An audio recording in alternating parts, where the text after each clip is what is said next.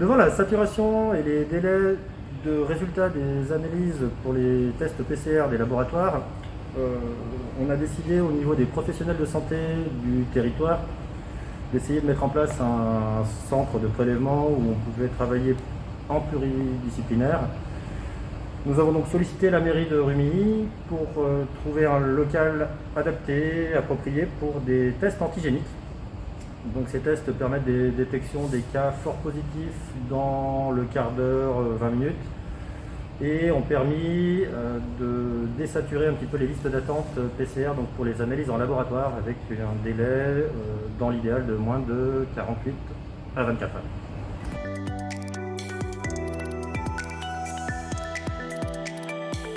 La ville de Rumilly, soucieuse d'être dans l'action face à cette crise sanitaire et face à cette épidémie, a décidé d'accompagner les professionnels de santé, infirmières, pharmaciens, afin de réaliser ce centre de dépistage. Il nous a semblé que la salle des fêtes était adaptée, car bien connue des Rumiliens, centrale, avec du stationnement. La salle est spacieuse, modulable, permet donc la distanciation, et donc sécurisée. Elle est évidemment désinfectée tous les soirs. Nous avons été très heureux de voir ce partenariat avec les professionnels de santé.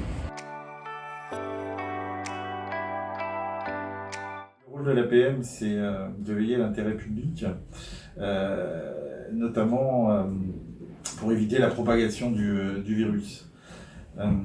Quand on prend par exemple le port du masque qui faisait débat au début de la maladie, aujourd'hui il ne porte plus à discussion. Et je crois que c'est vraiment un élément très important dans les gestes barrières. À nous de veiller à ce respect. On essaye d'être plus préventif que répressif. Mais je pense que c'est vraiment un rôle important et qui soulage le corps médical en fait. On évite la multiplication des patients. Et puis je dirais que c'est notre façon à nous d'applaudir les soignants tous les soirs, tous les jours.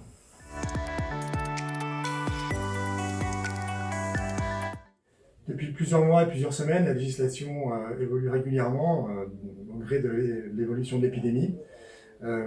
Sur l'organisation des services, l'ouverture de ces services, vous pouvez retrouver toutes les informations sur notre site internet, sur une page dédiée au Covid et régulièrement mise à jour.